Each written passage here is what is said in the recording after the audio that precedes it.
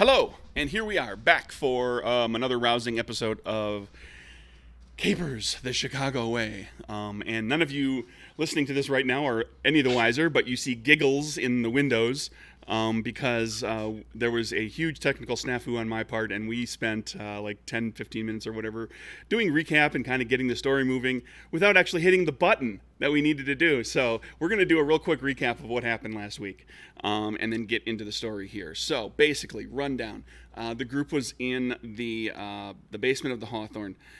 They came across a door. There was a spot where there's a ladder going up. They open the door, and they're looking for this vault, like the supposed hidden vault with all this money. They see a storeroom. Owen, or Ollie goes in, and Troca ultimately follows him as well. And when they go in there, they turn back behind themselves, and they see that there is no doorway anymore. Now they are suddenly in this room by themselves. So Kieran and Rose are on the other side of whatever this passageway was that they just walked through, and they discover that they can't communicate with anybody on the other side of it. They can't. They can still see Ollie and Troca, but they can't talk to them. After some investigation of things on their side, they finally go through. They ultimately end up, the group is reunited. They scope out what appears to be the basement of the Hawthorne Hotel.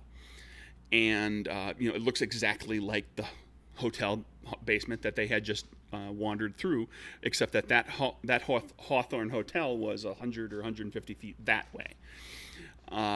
So they make their way up to the lobby. In the lobby, they come across a clerk and a fellow who has got his Tommy gun out and disassembled, cleaning it. Between talking to the clerk and looking at some newspapers and so forth, they determine that it is in fact the year that it's supposed to be, that it is in fact the day that it's supposed to be, but this is a very, very different Chicago, a very different Hawthorne Hotel. Going outside, they discover that there is a variety of buildings. A good number of the buildings are damaged, or in many cases they've been bombed or set on fire. Some are still standing but are abandoned. Some have burned to the ground. Very few have been cordoned off or rebuilt or repaired. And the group comes to learn through a number of means that that here in this Chicago where they are apparently, and this is Kieran's character's home. We discovered a couple of episodes ago that Kieran is not from the Chicago that everybody else is from, that he's from some other place, and that's where they are now. And Kieran's feeling pretty good because he's actually in tune with his own dimension at this point. Although his whole life has been a giant lie. Or at least portions of it. But, yeah, the good kind of lie, like the lie that brings drama and really makes a great story, right? We hope. Exactly. You are able to determine along with various sources as well as a man that we're about to talk about here that in Chicago here gang warfare erupted a few months back, and there was a great deal of gunfights in the street, executions, fighting. There were bombings, there were fires set, there were all sorts of things. The police got involved, the National Guard got involved, and eventually Chicago just kind of fell to chaos, or at least portions of it did, including the area that you're in right now, which is right downtown. The group decided to try to find some familiar place to regroup, and so they went to Troca's family's jewelry store in Little Ukraine, and there they discovered that Troca's mother and Troca herself were killed in a fire a couple of weeks earlier, and Troca's father was, to say the least, confused by Troca, his supposedly dead and buried daughter, suddenly showing up at their home. And so, yeah, there was much feelings, and there was much role-playing to be had, and a lot of confusion on a number of characters' parts. But the group of you were able to kind of get everything squared away, kind of figure out the basics of what's been going on. Troca's father is letting you stay at the jewelry store in the apartment above it for the time being. And right toward the end of the session last week, the group discovered there was a rumor had started spreading from not too far away from here, where a fellow who had been walking home with a friend of his, heading home from their favorite speakeasy in the middle of the night, and his friend had just up and disappeared, and his friend was this Irish fellow that he knew, and his name was Oliver, and the disappearance happened right around the time the group of you were in the Hawthorne basement. So that's where we leave all of this. Now we are recapped the fast, quick, dirty way with me just blahing it all out because we want to get back into the action here. So sorry, guys and gals. Sorry, everybody. Man, I blew that. But now we're on track. And so we'll leave it with Troca, who is wholly confused at everything that is going on here. So, she's gotten, some bread and whatever out for people, and also vodka. It's for Ollie. Mostly Ollie, but also.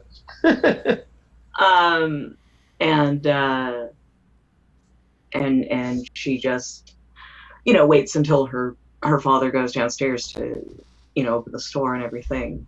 And just kind of looks at everybody like, I don't understand mostly what is going on and how I am dead, but also I am here. But I need to know what to tell him. And I don't want this to happen. I guess again, or I am confused. Yeah, so this is Chicago, but not our Chicago. Right? It's the same but different. Is that what's going on here? Is this like some Christmas Carol type of thing? Don't look at me like that. I read sometimes. There you go. I read Dickens. Excellent. Era appropriate alternate history, basically. Alternate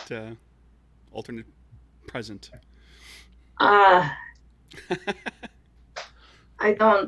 still don't. I mean, like in the okay, I don't understand, but I will do what I need to do.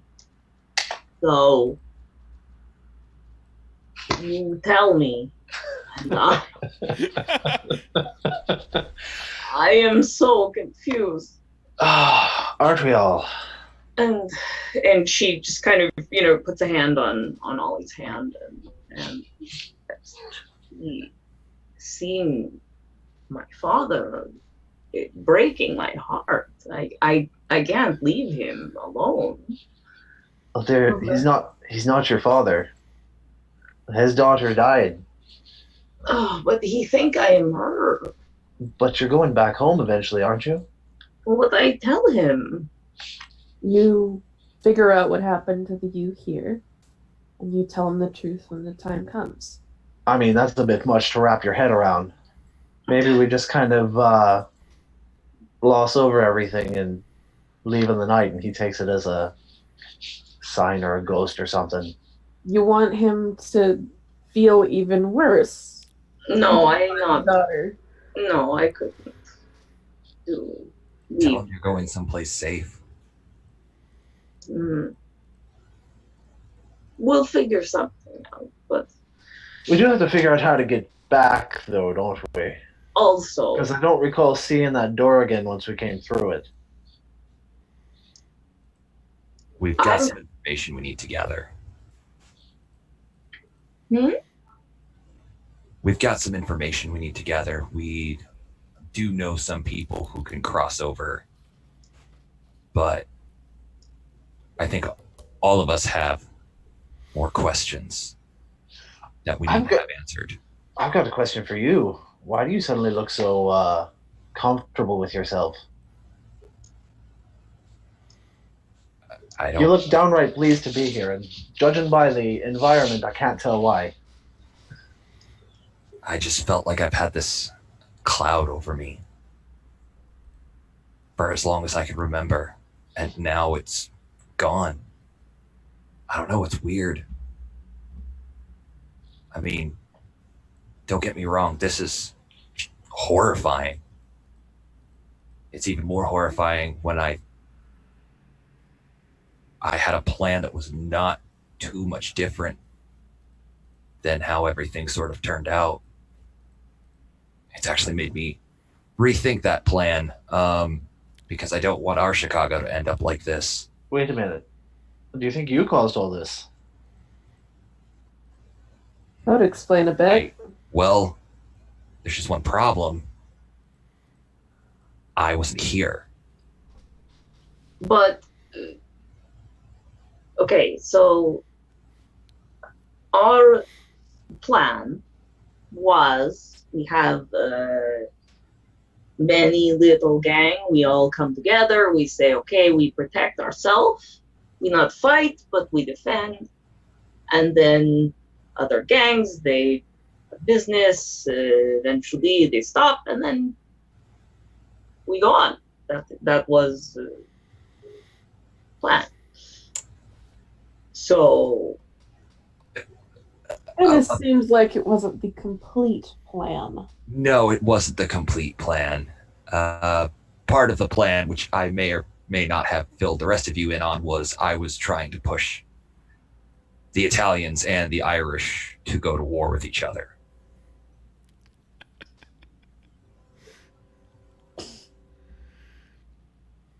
Obviously, that's not the plan now.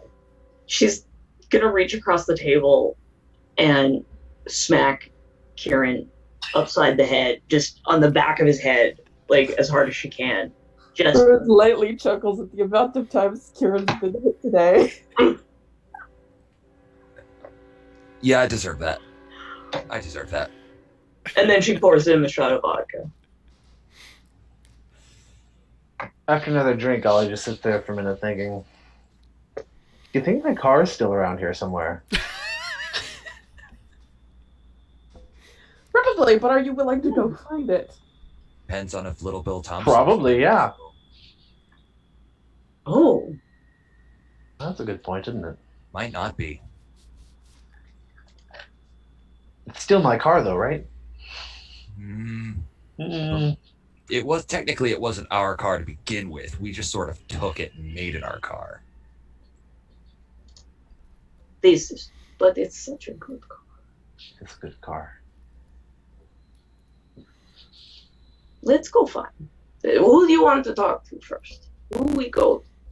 I make a first choice, and I feel like I make a bad one.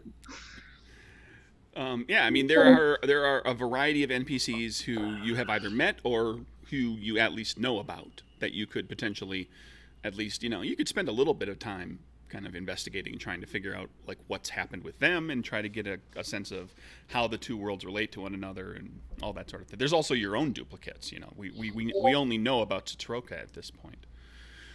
We know that the Troca from here has died.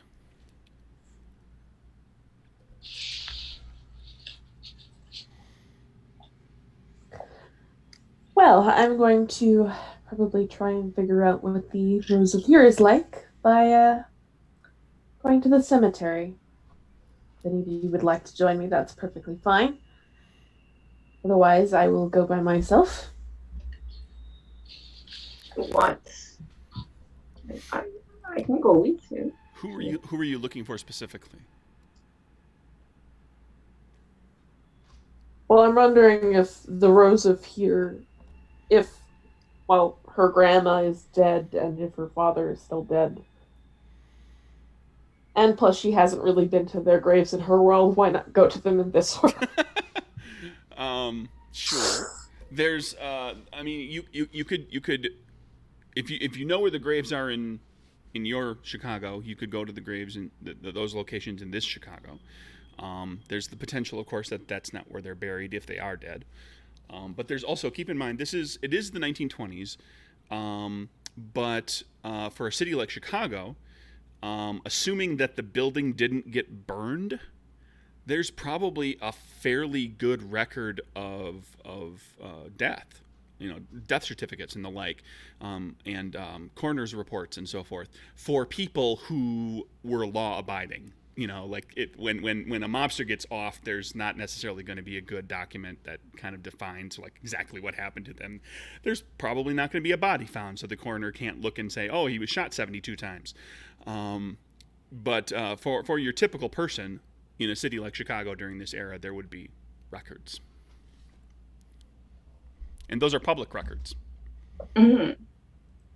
There might not be records on her father, but there would That's definitely be possible. records on her grandmother. Mm-hmm. Okay. Rose, before you take this trip down memory lane, so to speak, do you happen to remember who it was or where you might be able to find the people that sold you those weapons originally? I seem to recall some sort of portals they were using to get around. Might be our ticket out of here. Well, let's see. No one has ever sold me a weapon. I've collected a weapon off of a Sure.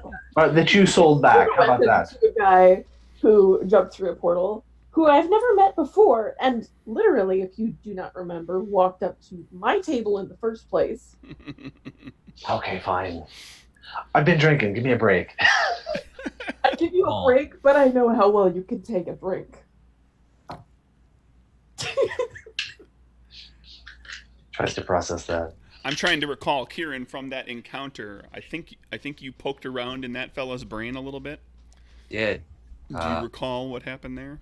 Arnold and Angela Small. Those are the names of the people who Rose borrowed the gun from. Sure. All right. So does anybody got a phone book? Oh, yeah. She'll go find one. Was it? It was a goodie. It did. Being a pain in the ass today. No. Our love. Yeah, she'll get the phone book. Let's find out. Small. Let's find out when the phone book was invented. Just to be. I mean, there's certainly other ways. I was actually very shocked at when portable flashlights were invented. Oh, they've been around for a long time. The 1880s. The batteries have gotten better. 1878 was when the telephone directory was invented. Okay, so Chicago would have one. Yeah, one of those. Just some of those weird tidbits of history, like the gas, the gas cigarette lighter, the hand lighter, was invented before the match.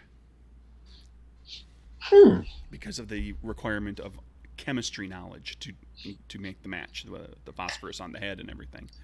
Makes sense.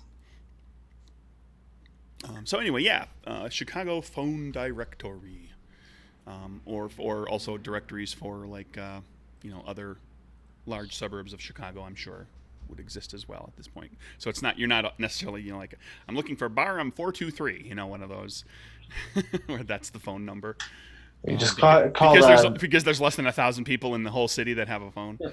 Operator, connect me to. Yeah. Okay, so who are you looking for? You're looking for the Smalls? Yes, just find an address in the phone directory. Yeah, you find you don't find an Amanda or Arnold Small, but you find an A Small. It's the only one with an address. Well, this is the most likely lead we've got. Karen, you want to come with me and check it out? Sure. Okay, can we come back here later? Or okay. Sure. Yeah, I mean, this is your touchstone, I suppose. Your common. It's the only place we know we can go to. Well, I mean, in fairness, you haven't explored any other of your well-known, like your own like. Well, yeah, but we haven't been here. You haven't gone looking for any other places. You just came here. Gotcha. Troca will grab Ollie and give him like a big hug and a kiss, and just tell him you're coming back. I'm certainly coming back. Are you coming back? Of course. Okay. Just pats Kieran on the shoulder, like, yeah, this moment, I just, yeah. Hugs you. In-game benefit. House rule for this campaign, now that this has been going on long enough. Troca and Ollie, once per game session, you can each give a moxie to the other. Oh, that's cool. That's awesome. Until you break up. And then we can take a moxie from the other. Yes, when you break up, one of you gets all the moxie. Actually, what it works, it's real simple. When you break up, Troca gets half your moxie. Ollie. Yeah. Sorry. And you also have to pay one moxie a month. It's alimony until for she you. finds a new boyfriend. Yeah, exactly. Sorry. Them's the breaks. Yeah. Okay, Troca so might be like that. so Yeah. where are the ladies going somewhere else then? It sounded like Rose wanted to check into her family. So Troca, were you? Yeah, I'll go with her. Did Okay. you want to go to graveyard first or to Well, records? it would probably be better to go to the records first. Just to figure out if their graves are even there in the first place. Okay. Okay. So the two of you go looking for dead people. I do. I try to, change up my looks. I'll cover my hair with a scarf and, maybe put on some sunglasses or whatever. Wear stuff she wouldn't usually wear to sort of make herself look different. And Ollie and Kieran are, remind me. Getting a taxi to wherever A Little lives. Right, going to see the Smalls. Or Small, whatever. Can I have checked the phone book for one other name? Sure. Okay, checking for Grimshaw. Okay. And because it's officially time to make this clear to everybody who might be listening to this later. Who's that? That is Kieran's real last name. Okay. He is going to be looking for either his mother, just his mother. See if he can find her name. You go looking in the phone book. All you really have is the Chicago directory at this point. You do not find Right. it. Okay. Are there any other? There are no Grimshaws in the directory. Okay. That's a out of the ordinary name, and so there's no one in there. Alrighty then. Okay. We split the party in this strange world, and we send you off on your way. Rose and Troca, you go to Chicago Hall of Records, and you end up having to wait for a while because there's a line and there's a form to fill out, and you got to pay money, and it's going to run you $1 to access multiple records. Each of you give me a perception sense while you're waiting in line and kind of watching the proceedings of all the people, the people that are in line. They're paying fees and they're filling out forms and talking with one another. Okay.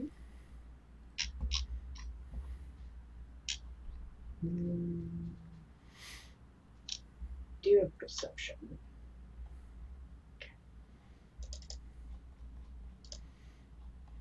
Go away. Where did all of these windows come from all of a sudden? Yeah. No. No. That's a no. Rose pulls a queen.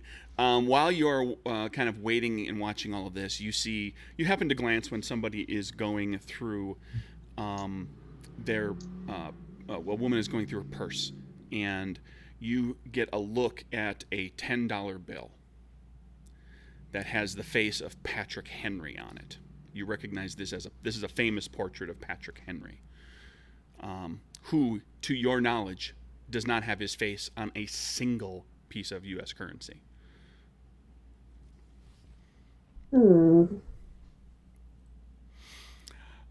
And now you're getting up there to the point where you have to pay your dollar fee. And you've filled out your form, and you're in line to just pay the fee, and now they'll access the records for you, or they'll pull records for you. So Troca's, yeah, happy to pay. Okay.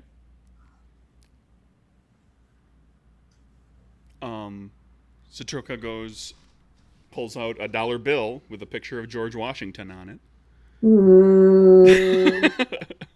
Oh, I hear her make that noise. Troca has no idea, but Rose is kind of like, nah. So no, but I hear her make that noise, and I just look over like, Might not be the right currency. oh.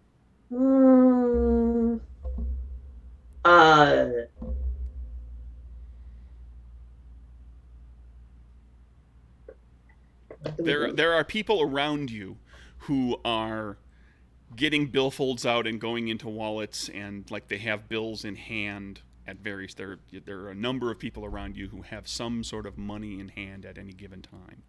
Okay. I am going to use one of my boosts.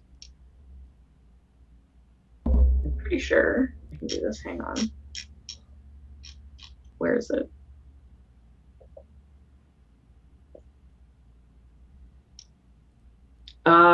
Okay. So, oh no, I have to retrieve it first.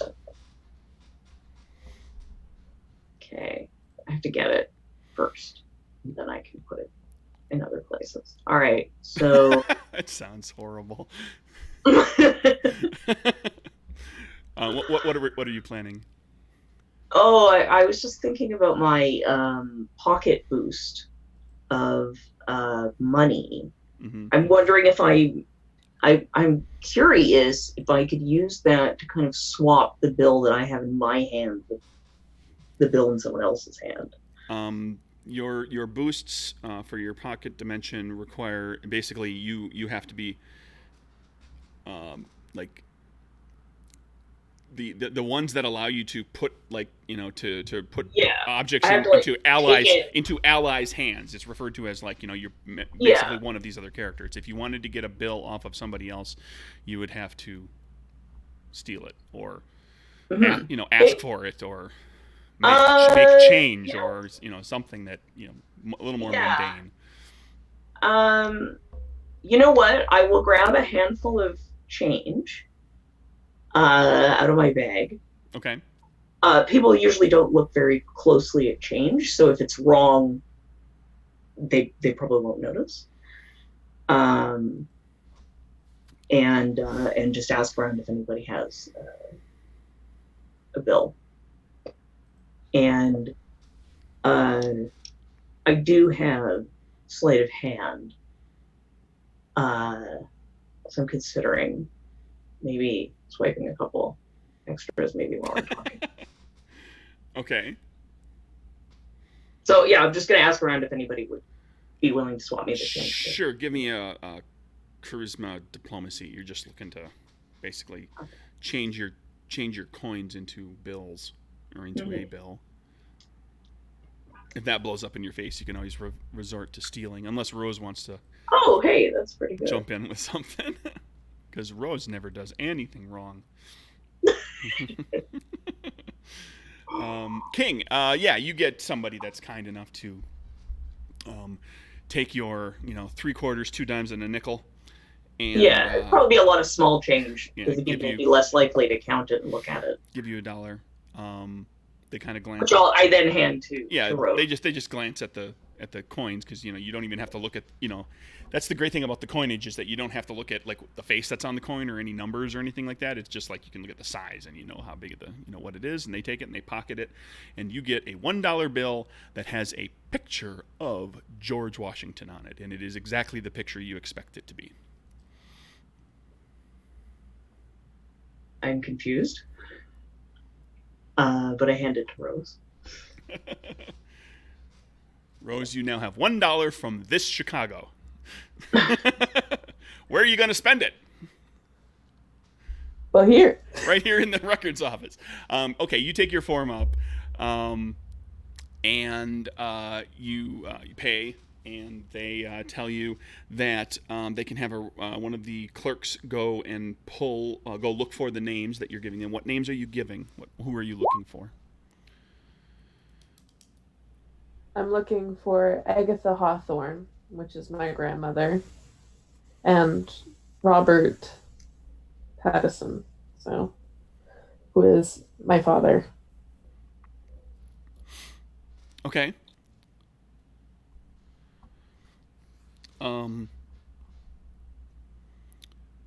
They tell you that you can wait if you wish. They should be able to go find that, or you can come back the next day. They're going to be showing you an original, because there are no photocopiers. So they'll produce the original for you to use to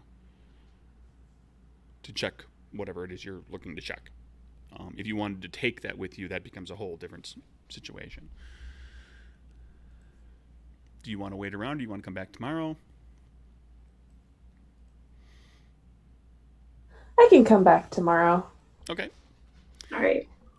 If you two want to chat on the side about if you got anything else you want to do, I'm going to jump to the fellas as they go off looking for the Smalls residence. You follow, get a hold of a Chicago map, and you see, like, looking at the map, it looks like Chicago, and it looks like the suburbs around it, and there are just little differences here and there. There are spots where a major street has a different name. Like, that's not the right name for a street. There's a spot where the Chicago River actually takes, how the Chicago River goes, right? And there's a spot where it takes an odd bend like that. Oh, that's not our Chicago River. But eventually you find your way to a little house in kind of a residential neighborhood. And it's like a little bungalow style thing with wood shakes and brick. And it looks quiet. All right. Well, I suppose this is the place.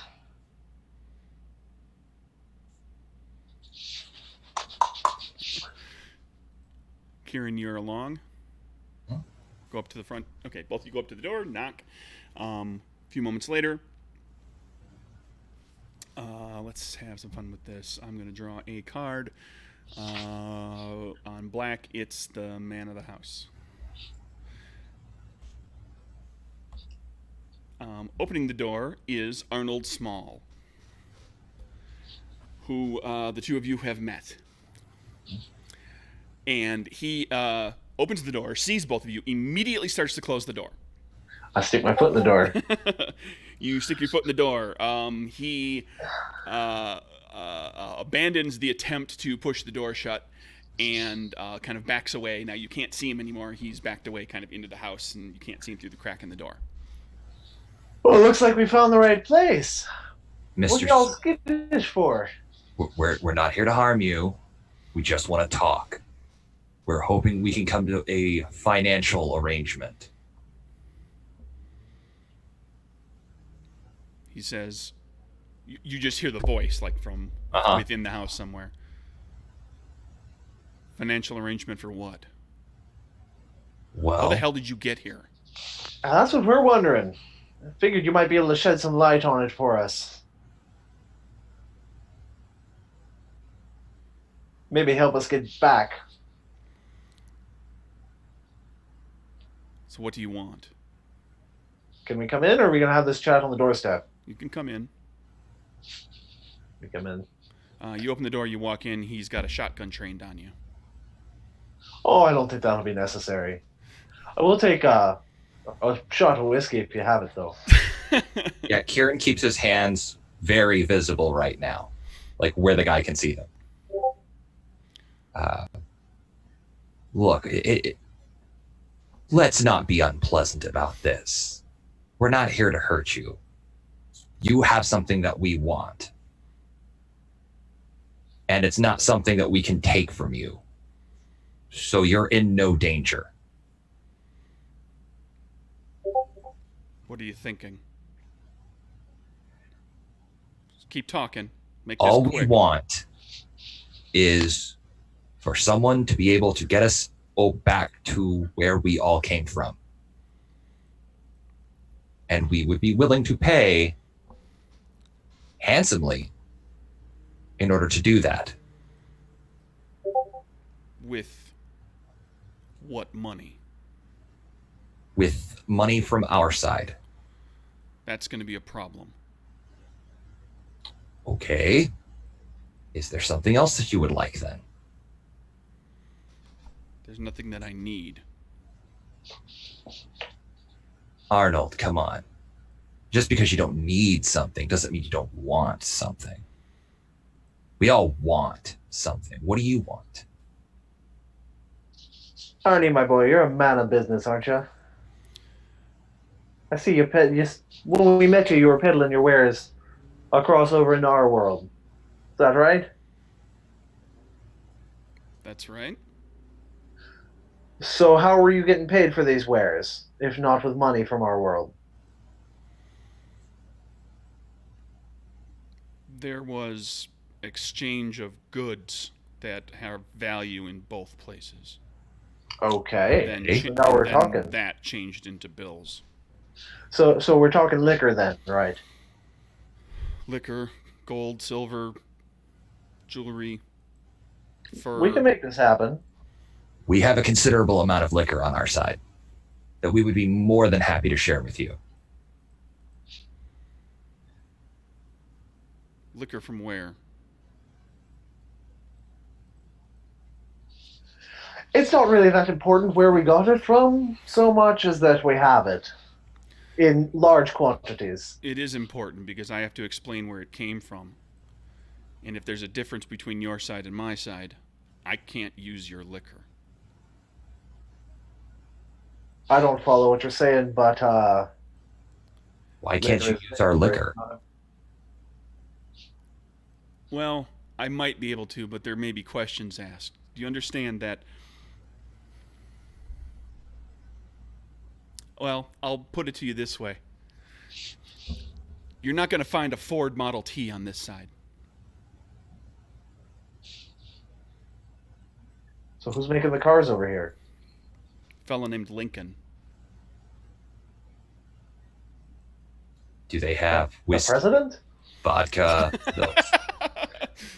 that sort of thing over here? Sure. Okay, well, labels can be exchanged That's true, I or suppose. ripped off. Most of our stuff's going to be bootleg stuff anyways, so a lot of it won't have labels on it anyways.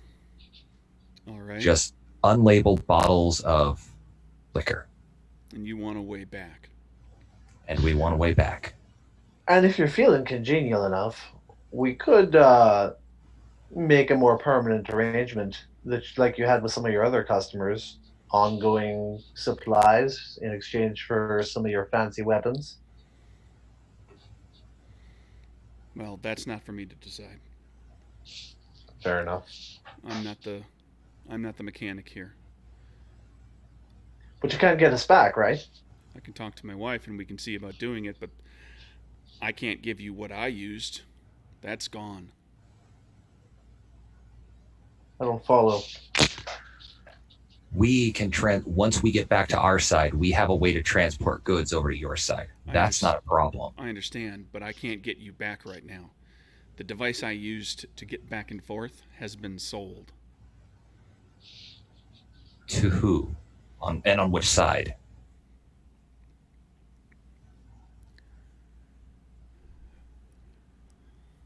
You're going to need to convince him of that. So we're going to Okay. need to ply him a little. This is going to be like a Absolutely. charisma-based check, or if you want to bust out powers. You notice, Ollie, you actually notice that as you know, mostly Kieran's been doing the talking, so you've just been kind of paying attention and kind of just watching him, and his he's having a relatively pleasant conversation with Kieran. It's tense, but he's he's being congenial. But as he's talking to Kieran, every so often he kind of just gives you a look, like it is, and it's after about the third time you see it, it's a look of like he's waiting for you to do something, like he's expecting something out of you. He is perhaps afraid. The last time he looks, Ollie's just gonna give him a look back, like, Okay, Kieran, give me a charisma based check, whatever, or a power or whatever you're gonna do. We'll start with just. We'll try to keep things pleasant. We'll start with charisma diplomacy. Okay, you're trying to just do a straight deal. Sure. That's not gonna do it. That's not gonna do it. That's not gonna do it. oof. Can I assist? There we go. Ace of Oh, spades. there we go. Okay. All right. Yeah. So you convince him. He says, "I think we can cut a deal, but like I said, I don't have something to give you right now. I can talk to my wife about creating something." Or who did you sell the last one to? Oh, and that's right. That was where that was going. He says, a man named OBanion. So he's still around here, ain't Well, he's a florist. he? Sure he is. No, he's legitimately a florist. I know what you're getting at, but he's legitimately a florist. So what does a florist need with that kind of a device? No, it's your OBanion. Oh, my OBanion. Yeah. Like I said, it's not here. I can't give it to you. I couldn't even steal it for you. Doesn't it?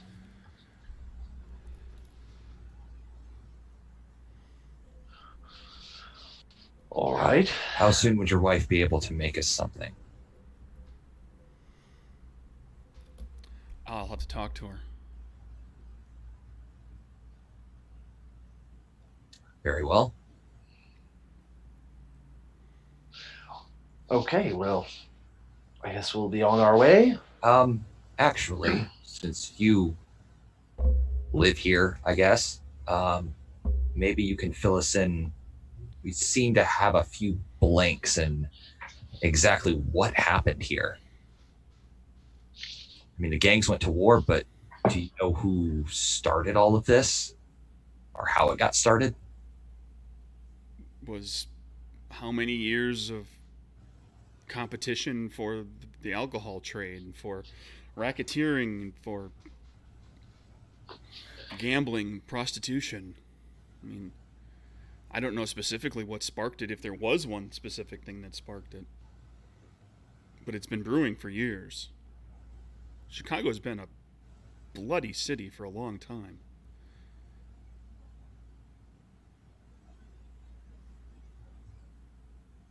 Yeah.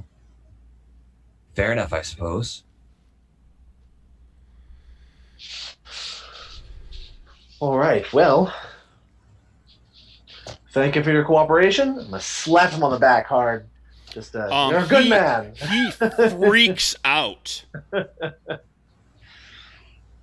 A little jumpy, aren't we? And he says, he goes to Kieran and he says, your friend needs to leave now and I need to talk to you. Oh, okay. And he's holding the shotgun on Ollie the entire time. Ollie, can you give us a minute? We need to have a little chat. Please. Just 2 minutes. Fine. If that gun goes off, I'm coming right back in here, though. Fair enough. Okay. I'll be right outside. I'm going to do this way. Owen, take your headphones off. But No, not yet. and then when I wave at you, you can put them back on.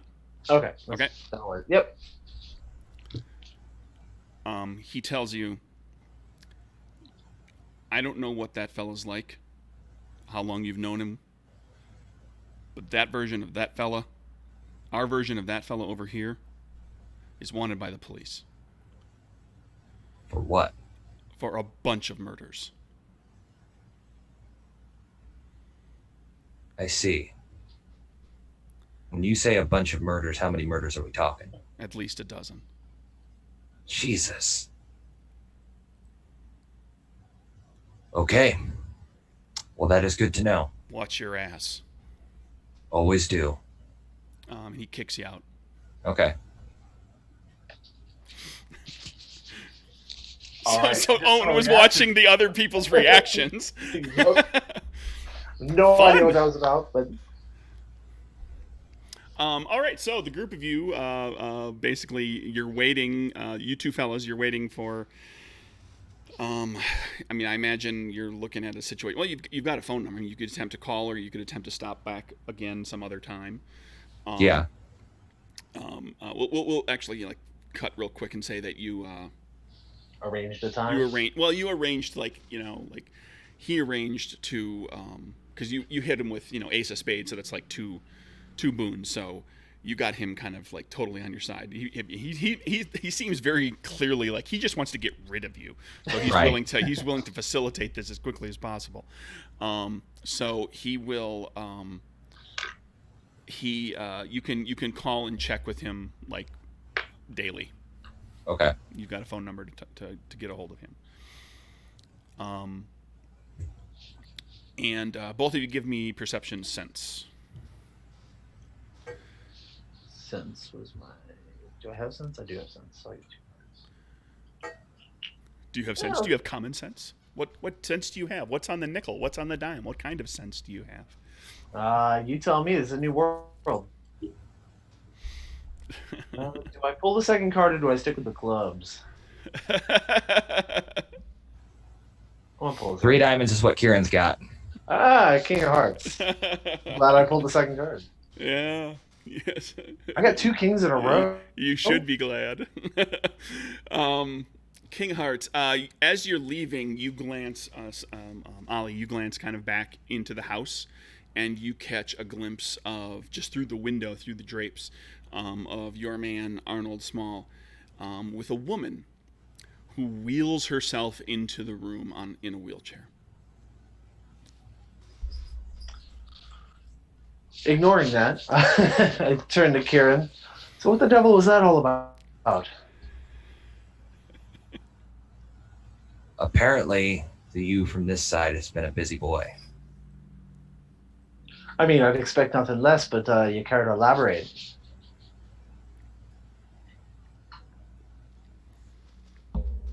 Something got him spooked. You know what? It might not be anything. It's not important right now.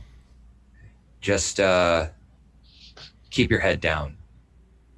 Really? That's all I'm going to get? He's apparently done some very bad things.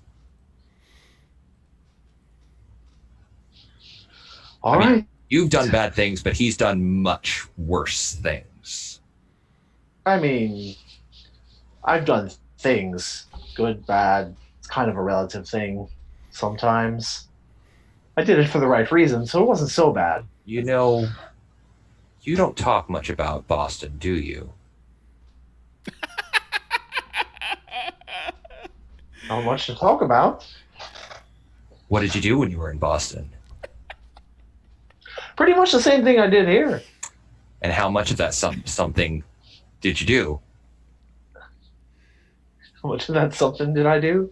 How many people did you leave in graveyards, we'll say? Oh, probably no more than 2 or 3. Okay.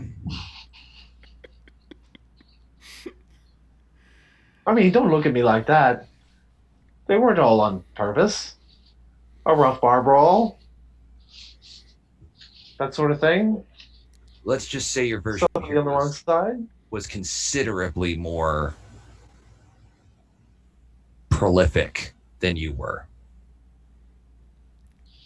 Closer to the tune of a dozen. or more. Huh.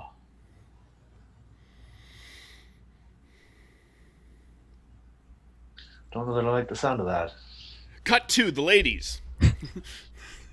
What are you up to? Anything else today? Or are we going to cut to the next day? I think For we some of our results for what you've been doing. I think we said we were going to head to the library and check out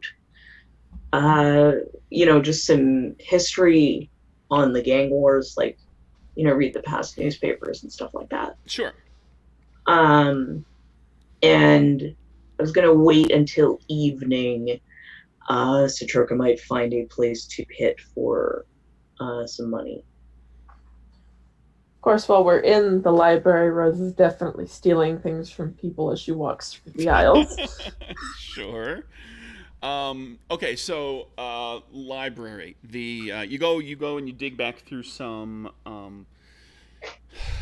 recent newspapers. Kind of flipping through, just looking for any headlines that have to do with like the actual any headlines of reporting of recent events, like something that just happened in that last day, or also like retrospectives of anybody. There's oftentimes there'll be articles when there's a big crime, big name crime, that there'll be people that kind of go back through and recap and recount and kind of provide you with the information to kind of keep you up to speed on all of the details.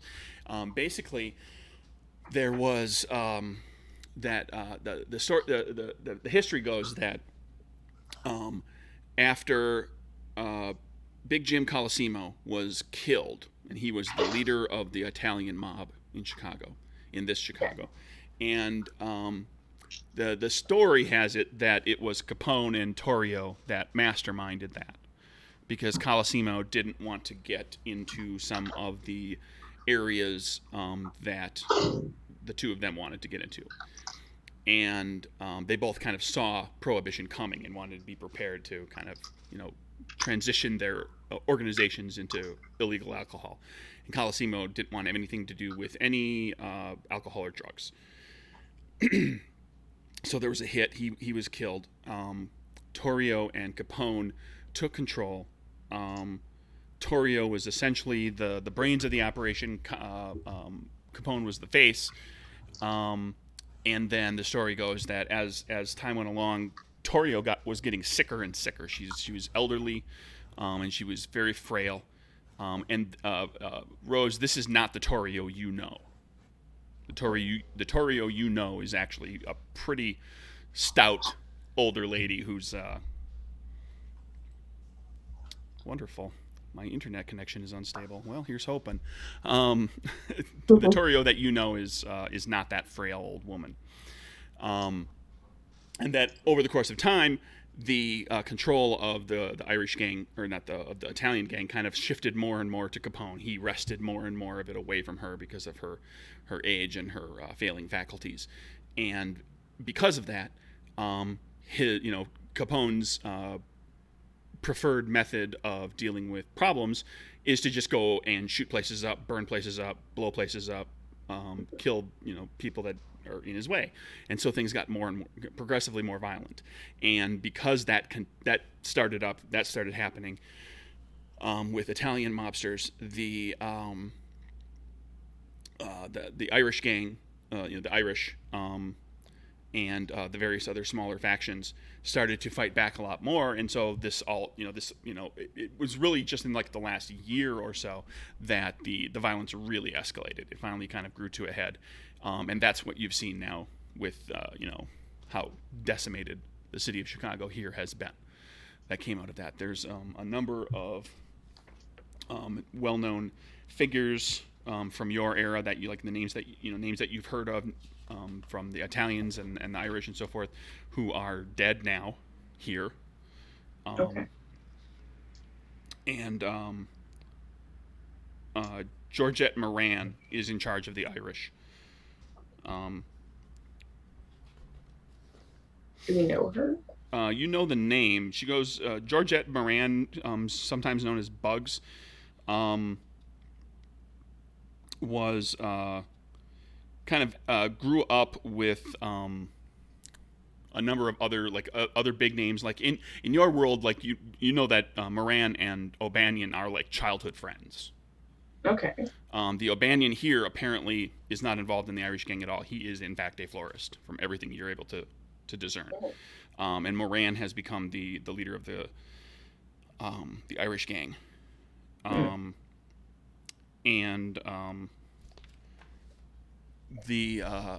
the Irish, kind of fought back, kind of in force in the last several months, and that's what really kind of blew up into like what it has turned Chicago into what it is. So it looks like it was, just an alternative of how things went here with Torrio and how Capone came to power, as opposed to like back in your Chicago, Capone is in power, but he's kind of reined in by Torrio. Okay. And finally, just recently, Giada Torrio here was killed. Okay. And I believe we talked about last week. She was found shot to death in her bed, and her bodyguard Mikey the Wrench Sabraco was there. Had apparently not known that anything happened. Like, had been questioned by the police, didn't realize that somebody had gotten in there, and then he was found with his throat slit and left his body dumped in an alleyway the next day. And so the question surrounds that as to whether or not he killed Torrio and then was summarily executed for that, or whether he was killed for failing to protect her. So, long story short, it was not a Kieran who sparked all of this over here, at least as far as you can tell. It was a power play by Capone. Okay. I'll make a mental note of that. And Capone not having, somebody kind of keeping him on a leash. Yeah. Rose is gonna put her hand on Troca's shoulder and be like, I think I now know who set you aflame, and I need to apologize for it. Why? Because I kind of know him.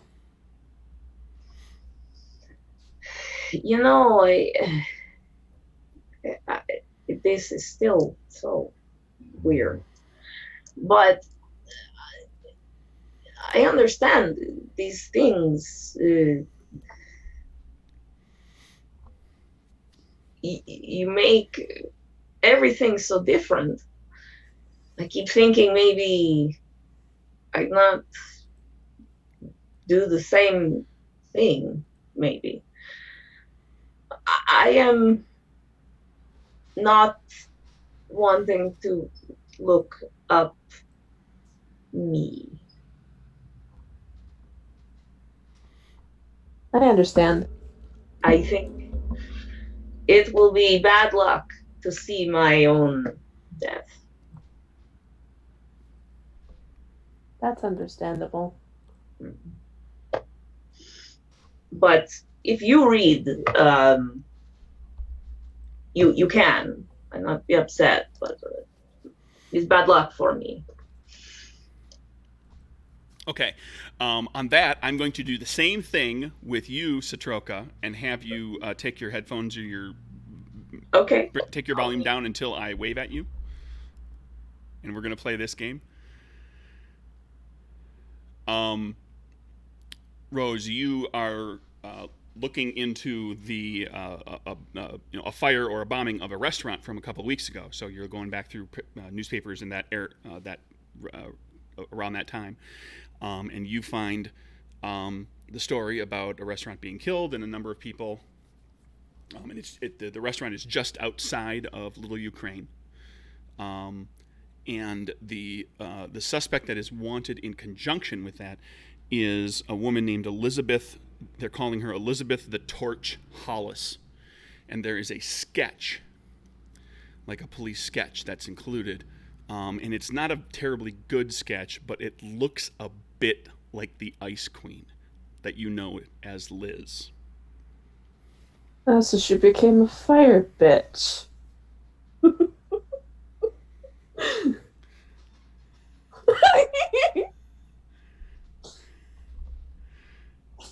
Hello? Troca. Volume back up. Are you back? Yeah.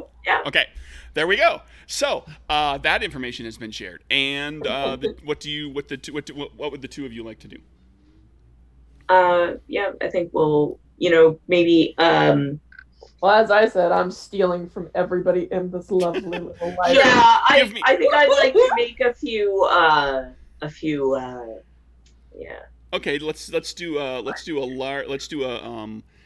this will be like a graded target score. So like the better you do, the more you get. Between each of you can do an individual check of agility, sleight of hand. I'm assuming, and this just kind of pickpocket kind of stuff. Yeah. Mm-hmm. Trying to lift some bills and so forth from people. Well, snag a purse. Whoop. Good joke. Rose is out. She's got all the money.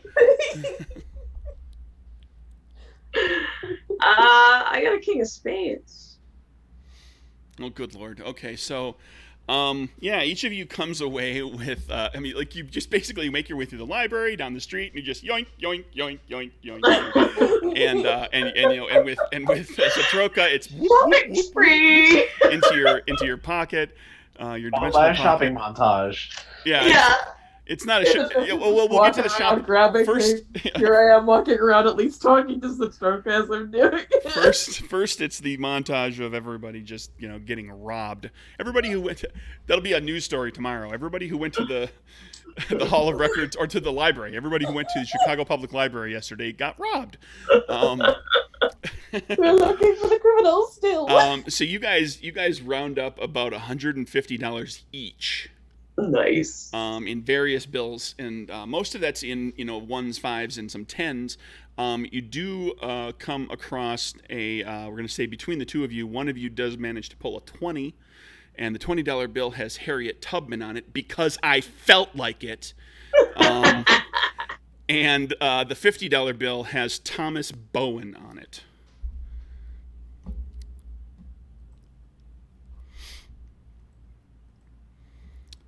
Okay. And if you want, somebody wants to make a check that's going to be expertise, humanities. Okay. If you want to make a check to know who Thomas Bowen is, this is going to be from your schooling. Well, I don't think she really paid attention. I don't really. Okay, then you're at disadvantage. If you don't have to make the check if you feel like it. If you want to make the check to know who Thomas Bowen is, we'll see I imagine you guys will look it up on Google later anyway. You cannot remember. Rose pulled it. Went to school for a short period of time. Well, Thomas Bowen is actually a name that would be taught in school because Thomas Bowen became the Brigadier General in Chief of the Union Army during the Civil War, and was elected president after he was elected for the first term that came after Lincoln was assassinated. When Lincoln was assassinated, Johnson became president, and the next president that was Ulysses S. Grant, who was the Brigadier General of the Union forces. Here, Thomas Bowen was the Brigadier General of the Union forces. And for anybody who wonders, he was actually a high-ranking general in the Civil War. And apparently a state legislator in Iowa. And Colorado. Already looked him up. Good job. Yep. Way to go, Google. Way to ruin all the mystique. No, that's okay. That's part of the fun of this game, is all the alternate history stuff. So, there you go. You've now got some money that will work out okay. Including the larger bills. The group meets back up. Yeah. And I'll make sure, I'm gonna, I'll pick us up some clothes. I'll spend some money. Shopping montage. I'm gonna buy us some clothes and stuff, for all of us. I'm gonna buy us all kind of, stuff we wouldn't typically wear, and things that will help kind of sure cover us up. Maybe buy some you can buy those reading glasses and just pop the lenses out so you can just wear, looks like you're wearing glasses. Sure. That sort of thing. Just buy some stuff like that so that we don't look like ourselves. Okay. feel like that will help. Okay, you spend like $10 on just everyday clothes to do that. And we get back to everybody reassembles back at the jewelry store. There's a dinner waiting for you shortly after you arrive. The group of you if you want to catch each other up on anything, you can. We can jump to the next day, however you want to handle it. If you got something else you want to go doing tonight, if you want to go to another publicly funded, taxpayers funded institution and start robbing people, we can do that too. There are other libraries. Yeah, we haven't robbed the Uptown one yet. Kieran would pull Troca aside and ask her, we need some hair dye for Ollie. Oh. Why? Because his counterpart in this world is wanted for 12 murders. Can I overhear that hair dye question? Can I also overhear that hair dye question? You can each overhear that by spending a moxie. Sure, I'll definitely spend a moxie. I'm not gonna spend a moxie on that. There you go. And now I'm gonna chime in and be like, I do have wigs. And now I'm going to give everybody a moxie for the for their forays here. Let's see what I say. Kieran, are you full up? You're full up. I'm full. Yes, but he's what? Yeah, apparently the Ollie. Oh, Ollie's actually over there looking introspective at the moment. it must be the frame or something. That's not Ollie. Well, no, it's not Ollie. It's someone else. No, he not do that. Actually, I could see how Ollie could have ended up that way. If he just made some slightly different decisions, if he didn't have a higher power guiding him, who's to say? If he never met you. If he never met you, who's to say how he would have ended up? I guess. But I do have wigs. Yes. That will help, actually. Put Ollie in a long, flowing black wig. Oh yeah, or that Fabio hair. We'll tie it up in a man bun and be like, yeah, this is fine. Yeah. That doesn't look out of place in the 1920s when everybody's got short hair and clean shaven. Yeah. Well, and I could always cut it. One long ass wig cut into a nice man bun. That's true. Yeah. So you guys managed to disguise yourselves up a little bit. Ollie now, everybody knows that Ollie is a murderer except for Ollie. No, he told me. No, I told him. Oh yeah. Well, not quite to the extent that he didn't drive it home like he just spell did. it out, but Yeah. he pretty much said it. And like at this point, Ollie's wheels are turning. He's being kind of quiet since that conversation. He's He's gonna not get. wearing a wig, by the way. He refuses the wig or hair dye or anything like that. Wear a hat. Will you at least put on like some glasses or something? Fine, that's fine. Puts on a hat and grabs some of the glasses. There, you can be grumpy old man. No. Call me Patrick while we're here. Okay. It's me brother's name, so if there's a resemblance, then at least we can explain it. Are you all right? I think this might be my calling. What? This man, this me, apparently has done some pretty atrocious things. I think the reason I have this gift is I'm supposed to stop him. I help you. So, does anybody remember that fella they were talking about that had that Irish friend named Oliver? So I'd like to go have a chat with him. I think that would be a good idea with your time. About that. You do remember the story, don't you? He disappeared about the same time we showed up. You could always make up a story. It's not like there aren't magical items in this world. Hmm. I mean, don't I need a little bit more information before I go guns blazing? I think so. That seems to be your method of approach. I'm surprised you're questioning strategy. Well, we may have some other problems.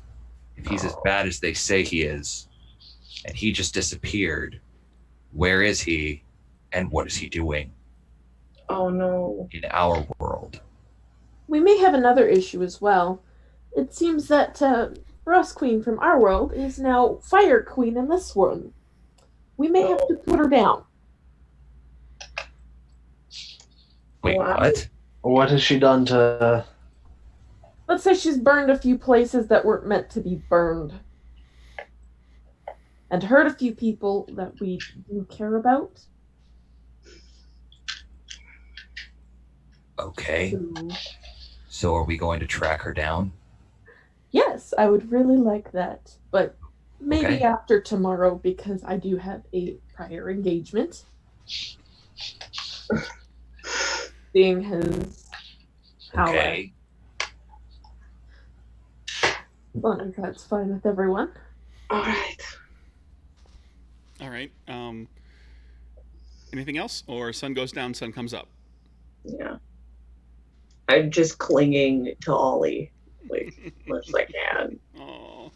Sun goes down, sun goes up. Rose hands $50 to Kieran and says, "Take good care of whatever the fuck you're doing." The next day, Thank you're able to, get something to eat and spend a little more time with your father, well, your father, Troca, and the fellows. You're able to make a phone call. It's only been a day. I'm going to assume it's not done yet. Well, you don't know. I mean, but he True. did say you could call daily. Yeah, I'll give him a call. Okay, you give him a call. And this, we're playing fast and loose with timing here and everything. We've got like a day. So like I said, at some point a little later in the day, you call. Arnold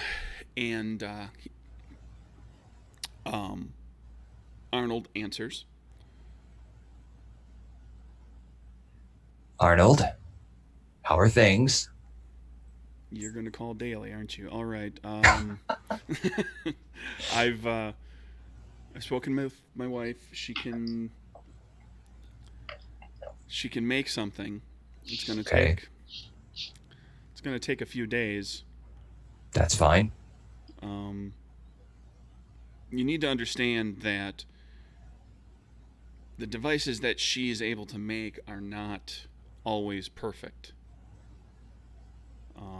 Quite frankly, when the one that I was using when I came and first met all of you, I was risking my own life using it. That's what she told me. But she does the best that she can with what she has to work with. What does that mean, what she has to work with?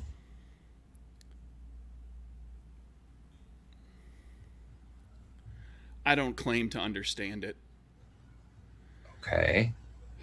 But she's different.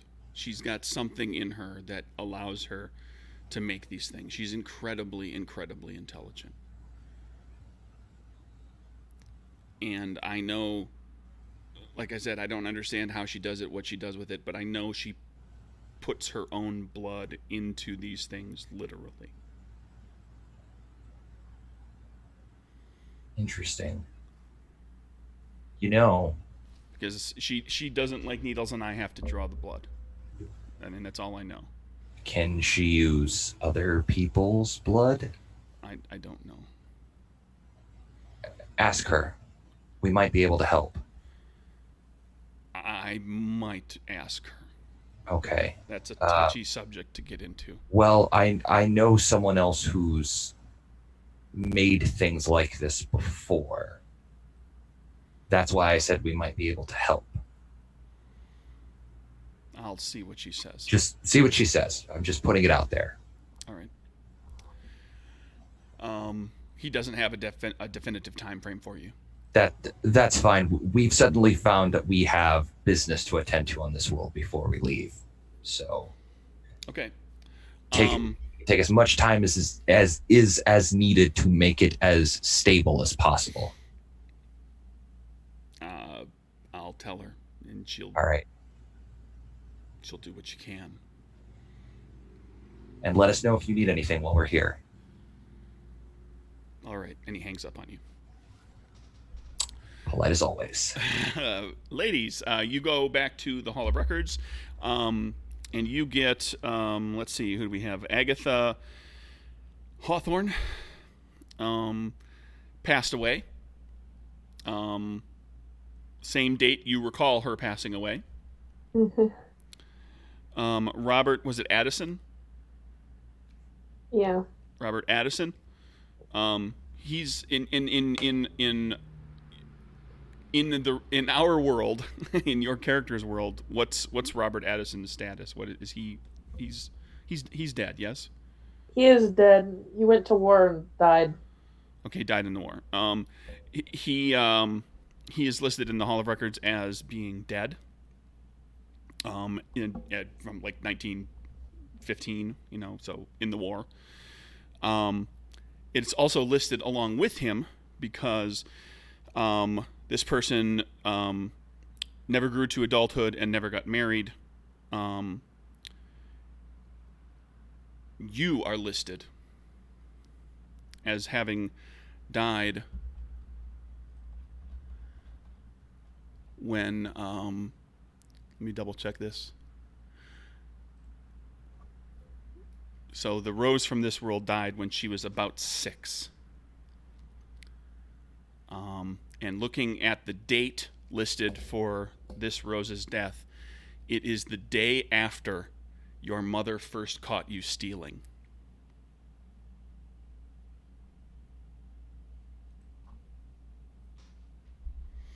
Well, As I recall from your character's backstory, she started stealing when she was 6. yeah. That's kind of. Rose hands back the documents to the people, walks over to Troca and says, I have no reason to be here. Oh. All right. Where should we go?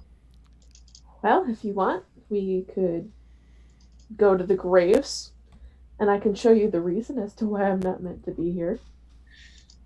Oh. Okay. Or we could go elsewhere and maybe have a girls' night out. Shopping! Enjoy ourselves instead of. I think. Well, it's the 1920s, so it's clubbing, speakeasying, Yeah. gambling. Let's go have a nice lunch somewhere fancy. We have lots of money. We go somewhere we never go, and Like a patio on the green kind of place, like a really really place nice. somewhere no one would know us or expect us. We go have nice quiet lunch, and we listen to other people, and we pretend like everything okay for a little while. Yeah, especially since no one will know me, but they might know you. Mm-hmm. Let's go enjoy ourselves. Night out on the town style. Okay. Maybe steal a few purses on the way, Well, we're going to a fancy restaurant. We're going to get better things. Yeah. So Troca, from having spent a little time talking to your father here, you've also gleaned that his Satroka was still living at home, was still living with mom and dad, and had not gone out on her own like you have. So you are well known in the neighborhood. Yeah.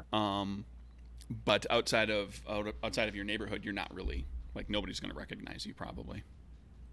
She would have maybe asked if that Troca had ever gone into singing at all. You're asking your father? Yeah. How do you phrase that to him? Well, I guess I would look through, go in like my room and look through my things and see if I would have like,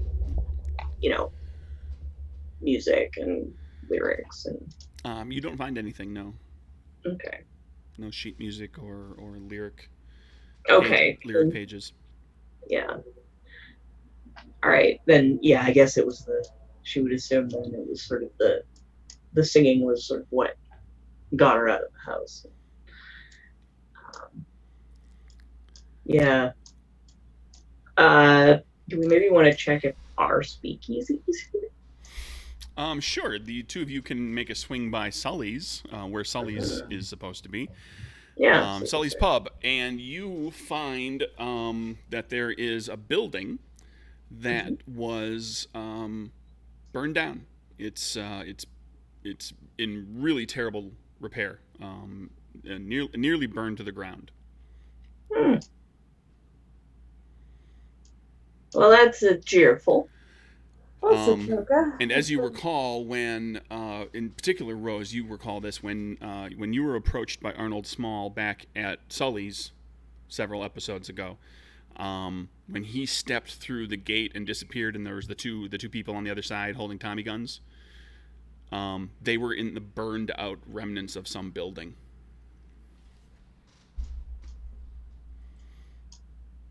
Well.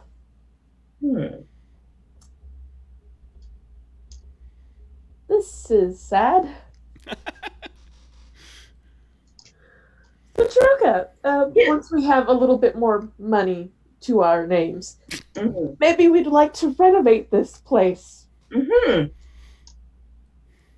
That I would like that. We build a nice place. Lots of flowers. Cheerful. This place is miserable, like old country.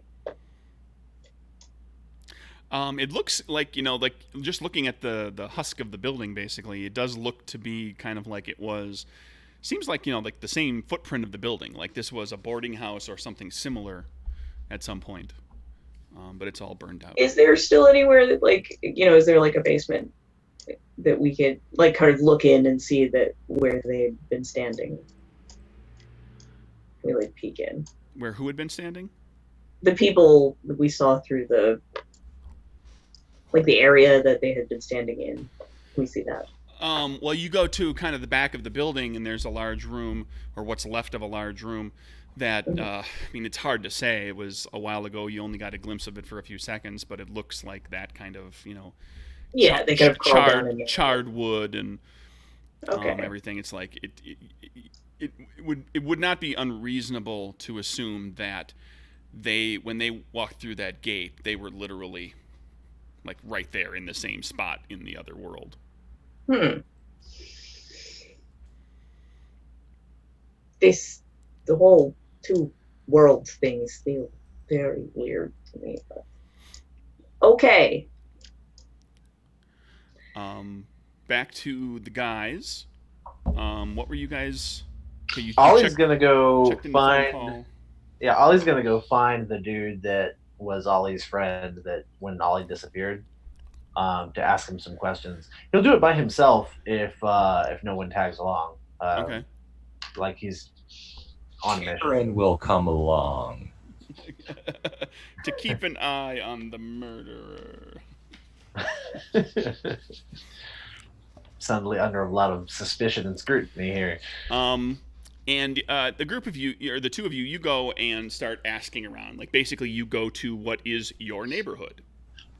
Because the description of this fellow that was spreading this weird story was just several blocks north of Little Ukraine, which is your neighborhood. That's like where Sully's is. Start with the bars. Start with the bars. You start making your way through, and you're asking around, and it just ever so slowly asking the questions. Ollie, get. You guys are kind of sort of disguised a little bit, but Ollie, every so often somebody kind of gives you a look, like they're like that. They're not. Nobody screams bloody murder or anything, but somebody like is kind of given that look of like, is that? Do you look familiar? I mean, are you? So it's as you go along, you run into a couple of people like that. So it's like there's always like Ollie, you feel like there's always kind of somebody watching you. Mm-hmm. And Kieran and you are walking and asking around, and you eventually are pointed to a fellow named Ben. He's a big, tall guy. Big Ben. You know him. Back where you're from, he's the bouncer at Sully's. Okay. And you come across him, and I'm going to say that kind of since the two women were in the neighborhood as well, you see your two friends, Kieran and Ollie, approaching a man that you recognize. He's a big, tall fella, Big Ben, and you see the two of them starting to walk up to him. Oh, Take it away, boys. well, I'll go over. I want to go over and join them. Okay, are you trying to like intercept us before we get there, or are you just No. Okay. No, I'm just slowly catching up. Excuse me, you seem to be the man we're looking for. Try to mask the fact that I know him a little bit. What's that? I'm trying to like not tip the fact that I know him. Like I don't want to seem too casual. Well, I'm going to do this, and I'm going to give Ben a perception sense check, even though you are disguised.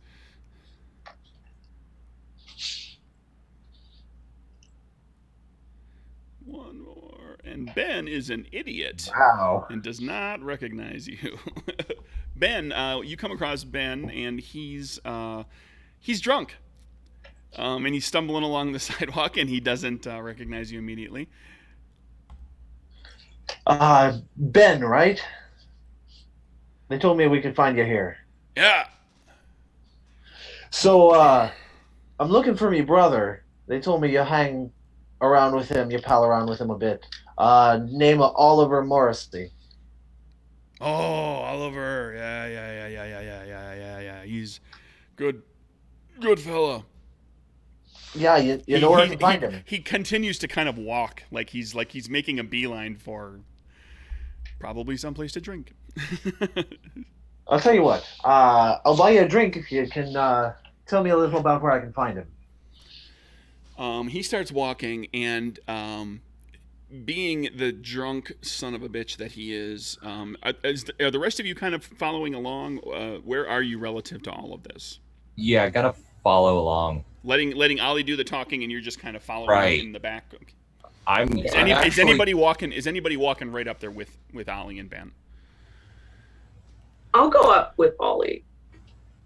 Rose is gonna kind of stay behind in order to like try and pickpocket people as we walk past. Of course she is. Kieran is going to use actually telepathy on Ben. Okay. Sort of read his mind as Ollie's trying to ask him questions. Okay. Right. Do we need do I need a check out of you? Yes. And are you going to maintain? Do you have a maintain boost or something like that? Can you keep this going, or do we need to be checking every so often? We'll probably need to check every so often. Okay. I guess I do have an extend boost. Yeah, I do have an extend boost. Okay, so you can maintain. So if you do the check at one less card, you can kind of, if you're successful, then you just keep it going as long as you continue to pay one card. It's charisma insight. Mm-hmm. So that'll be 3 cards. Queen of diamonds. I'm gonna stick with that. Okay. You start listening in on surface thoughts, and Ben's surface thoughts are all over the place because he's hammered. And as you are walking, you ask him about Oliver and what happened, and he starts to tell you the story that we were leaving this place, and we were walking along here, and then he's like, and he just immediately sidetracks into like a funny story about his friend Oliver, and then he gets back on track, and he goes back and he basically starts over the story starts over with the story, telling you about what happened the other night, and then he tells you a funny story about Oliver. And so as he's walking, and he's like, now he's just like, if he had a place to go in mind, you don't know if he's getting anywhere near it, or if he's just having a good time talking about his friend. Man, I wish I could use Detoxify Boost on somebody else. And he wanders all over the place. And so during this period, Kieran, you're picking up like what he's saying in his surface thoughts are basically the same thing. I mean, he has zero concentration. Okay. But you do get the sense like just an underlying sadness to him. Do I get any useful information from the ramblings at all?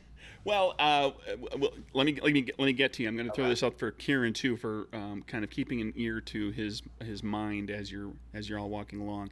Is that you've used these powers on people, and when we play the game sessions, you guys use them at very specific times. But there's all sorts of time that we don't see your characters. So there's assumptions that your characters are like practicing and trying out little things. And so right. Kieran, you've used this power on damn near everybody that comes into Sully's on a regular basis, just to make sure that there's not some thief casing the place. Right. As soon as there's a new regular that's been there a few times, you're going to kind of check to make sure they're not planning something. So you've practiced. You've done this a lot, and so you're getting the sense that he is perhaps purposely, perhaps subconsciously avoiding getting to the subject, getting to the story of what happened, because he is speaking very, very fondly of this Oliver.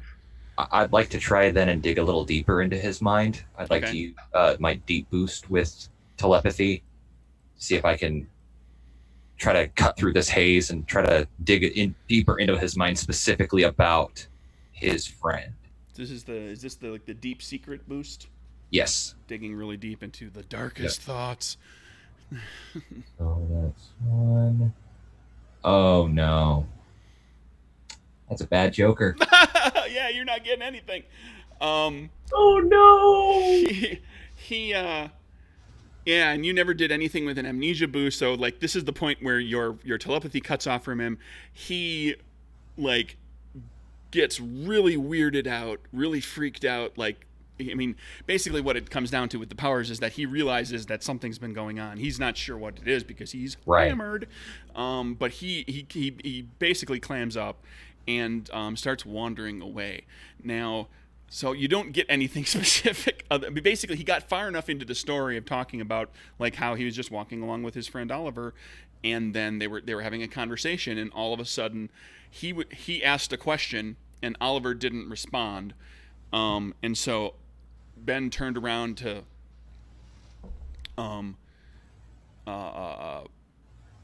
ask, to see what was going on, to get a response from him, and he saw his friend Oliver, who was fading, it wasn't a snap, disappeared. He was he couldn't hear him. He was talking.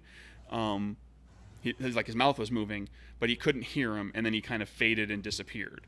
And it reminds you of having talked to your friends about how when you went through the door and they could see you, but they couldn't communicate with you, and there was that kind of disconnect that was going on there. But you don't get any follow-up on what else he might have seen, or his reaction to all of this, whether there were other people present or any of that kind of stuff, because at this point Ben freaks out and takes off. Because of the bad Joker. And you would get a Moxie out of that, except you're full. And Ollie stares daggers at Kieran, really? You screwed that up for me. I had it. And the group of you are suddenly realize that you're you're a few blocks away from your the area that you would really consider your neighborhood. It's an area that you've been through before, but there's not a lot of familiarity to it. You've kind of, you've traveled, you've driven the car down here a couple times, and you're walking along, and Kieran, you get this sense of there's a sense of familiarity. There's a sense of something that this feels like a place that this is recognizable. There's something that's drawing you forward. Okay. And you find yourself walking along, and the group of you following. You get to a short little cross street that cuts between, like it connects like 3 streets. So it's like this little cross street is only 3 blocks long. Mm-hmm. And right in the middle block, it goes through what is essentially what feels like a tunnel, because there's a train track that goes over the top. So and it's all built up in concrete and everything. So it's like a tunnel that you're walking through. And your mind returns to your conversation with Maggie about the time she led her father away and got rid of him, and how she walked through a tunnel, and when she got to the other side of the tunnel, he wasn't there anymore, and that was the last time she ever saw her father. And you are sure that this is that place.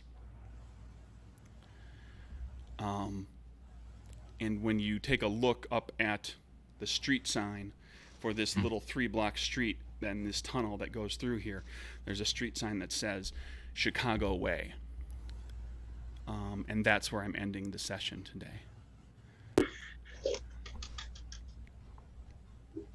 I like it. That's awesome. So, for the next session, I would like all of you to level your characters up. And I've talked with you, Chris, about an option. Yeah. Is that the direction you're going to go? I believe so, yes. Okay. And we'll deal with all of that next time around. I know 1 or 2 of you have some ideas floating around. I'm not sure what everybody's planning, but let me know over the course of the next week, and we will dive in. I know what I'm doing. To sort of the next leg of the story. I'm going to need to know kind of what it sounds like. At least a couple of you have like things that you would like to do here. It sounds like Rose doesn't have specifically anything character-oriented that she needs to do here, but that's not to say that she wouldn't necessarily help out other people, or if there's something that you're just not thinking of and somebody else has a bright idea. I'm sure we can talk, in the Discord in between sessions and kind of get a plan of what you guys want to do, because we are officially in the realm where I'm not like prepping anything other than just like this stuff, like what's the deal with the dollar bills, and what's happened to some of these the alternate versions of some of these characters. Like, I had to figure That's out awesome. what some of these people are up to. Everyone's dead but Ollie, apparently. Yeah. Well, right now, 2 of you are dead. 2 of your alternates are dead, and Ollie's. Yeah, well, and you don't specifically know what's going on with the alternate Kieran, if there is one. I thought he was killed in our world, and this is the alternate Kieran. Was I wrong about that? You're dealing with the alternate Kieran, but here's the question I'm going to pose to you, and it's something that you've kind of all been jumping around. You made the connection here where, like, when you crossed over, Ollie went to the other side. Mm-hmm. So there's a conservation of people, conservation of energy, whatever kind of thing going between the 2 worlds. So the question becomes, when Kieran was brought here by Maggie, what happened to the Maggie and the Kieran? Well, when Kieran and Maggie came over from your home, their home, to the world that we all started out in, what happened to the Maggie and the Kieran from our original Chicago? Yeah. Who knows? We'll have to find out. We don't. But it's not often you get to avenge your own death, so kind of got to take that opportunity, right? That's fair. That's true. Ollie just wants to looper himself at this point. Yeah, or you need to murder yourself. Yeah. No, like, I think it's funny because Troca's like, she cannot believe that Ollie's a bad guy. And, she'll like, on the surface, agree with people just to make them shut up, but she doesn't believe it. Well, there's a lot of character stuff for Kieran and Rose early on, and I told you I would get to Ollie and Troca, so I hope that you are enjoying yourselves. It's a fun twist. Yeah, it's great. So, that's going to be it, everybody. We're going to wrap this up. Take it easy and listen to the next episode, and hopefully I won't screw up the intro. Bye.